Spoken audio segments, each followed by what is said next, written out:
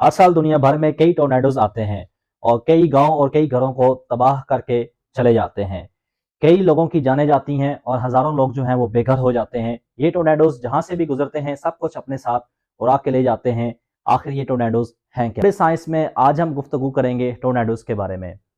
दुनिया भर में हजारों टोर्नेडोज हर साल आते हैं और ये टोर्नेडोज जो हैं बहुत बड़ी तबाही का जो है सबब बनते हैं। सबसे पहले हम ये जानेंगे ये टोर्नेडोज जो है दुनिया में कौन से खित्ते के अंदर सबसे ज्यादा आते हैं। तारीख में देखा गया कि टोर्नेडोज जिस खित्ते में सबसे ज्यादा आते हैं वो खित्ता है अमेरिका की रियासत। अमेरिका की रियासत में हर साल तकरीबन 1000 से ज्यादा टोर्नेडोज जो हैं वो आते हैं और कई तबाही का सबब बनते हैं। दूसरा जो मुल्क है जिसमें टोर्नेडोज के आने की तादाद सबसे ज्यादा है वो है बरतानिया। बरतानिया के अंदर तकरीबन हर साल के अंदर 36 से ज्यादा टोर्नेडोज आते हैं और ये टोर्नेडोज जो होते हैं ये भी कई तबाही का जो है सबब बनते हैं। टोर्नेडोज की दो इकसाम जो हैं वो होती हैं। उनमें एक जो टोर्नेडोज हैं जिन्हें हम सुपर सेल टोर्नेडोज का नाम देते हैं और ये जो सुपर सेल टोर्नेडोज होते हैं ये बहुत ही पावरफुल होते हैं। इनमें थंडर स्टॉर्म होता है और ये बहुत ज्यादा तबाही का सबब बनते हैं। सुपर सेल टोर्नेडोज के अंदर हवा की जो स्पीड होती है सुपर सेल टोर्नेडोज के अंदर हवा की जो स्पीड होती है ये 300 मील फी घंटा होती है और ये हवा की स्पीड काफी होती है बहुत बड़ा नुकसान पहुंचाने के लिए। दूसरी जो किस्म है टोर्नेडोज की वो है नॉन सुपर सेल टोर्नेडोज। ये जो टोर्नेडोज होते हैं ये वीकर होते हैं और ज्यादा नुकसान का सबब नहीं बनते। ये टोर्नेडोज जो होते हैं इनके अंदर हवा की स्पीड 60 मील फी घंटे से लेके 80 मील फी घंटे तक होती है। टोर्नेडोज बनते कैसे हैं? टोर्नेडोज बनने के लिए खास किस्म की कंडीशंस का होना बहुत जरूरी है। सबसे पहले हम बात करते हैं विंड की। हवा कैसे बहती है? अमूमन हम देखते हैं कि कई दफा हवा जो है वो बड़ी स्पीड के साथ बहना शुरू हो जाती है अचानक। ये हवा बहती कैसे है? विंड ब्लो कैसे करती है? हवा ब्लो करती कैसे है? हवा बहती कैसे है? हवा बहने से पहले असल में कुछ एरियाज के अंदर कहीं पे हाई प्रेशर क्रिएट हो जाता है और कहीं पे लो प्रेशर जो है वो क्रिएट हो जाता है और जो एयर के पार्टिकल्स होते हैं ये हाई प्रेशर एरिया से मूव करते हैं लो प्रेशर एरिया की तरफ। जब एयर के पार्टिकल्स हाई प्रेशर एरिया से मूव करेंगे लो प्रेशर एरिया की तरफ तो यहाँ पे हवा बहना शुरू हो जाती है और जब ये हवा बहती है और मुख्तलिफ डायरेक्शन से और मुख्तलिफ स्पीड और मुख्तलिफ एल्टीट्यूड के साथ जब ये हवा बहती है तो ये आपस में मिलके टोर्नेडोज जो है वो बनाती हैं।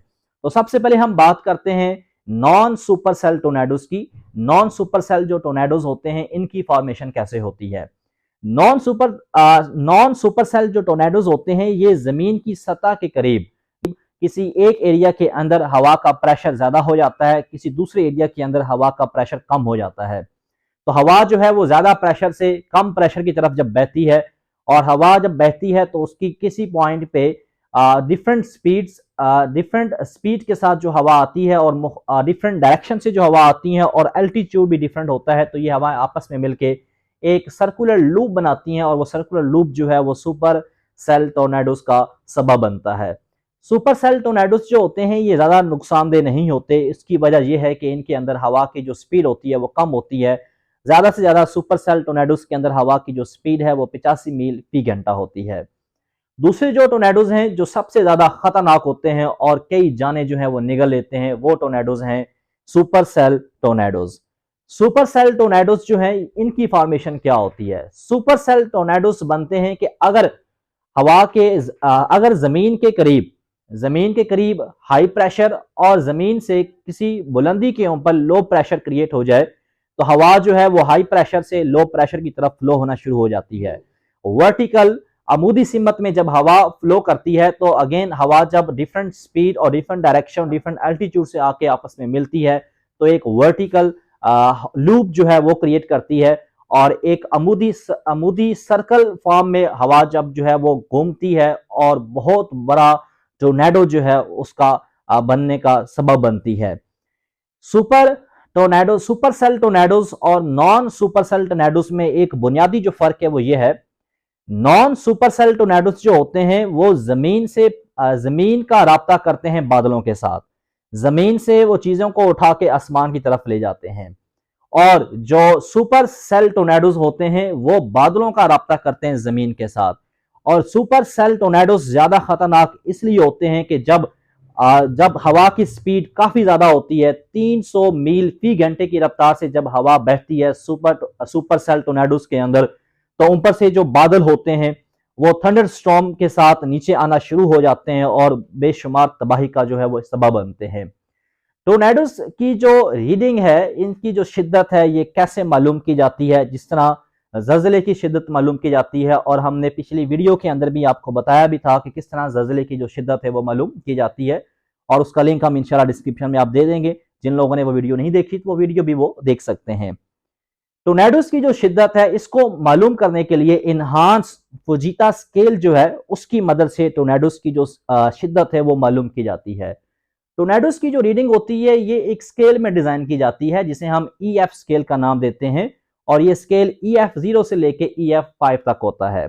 जो EF0 स्केल होता है, इसमें इन टोर्नेडोज के अंदर जो हवा की स्पीड होती है वो 60 मील फी घंटे की रफ्तार से होती है, और जो EF5 स्केल पे जो टोर्नेडोज होते हैं उनके अंदर हवा की जो स्पीड होती है वो 200 मील फी घंटे की रफ्तार से या इससे भी ज्यादा होती है। तो EF5 जो टोर्नेडोज होते हैं ये सबसे ज्यादा नुकसान जो है ये पहुंचाते हैं। तारीख में सबसे ज्यादा खतरनाक टोर्नेडो कब आया?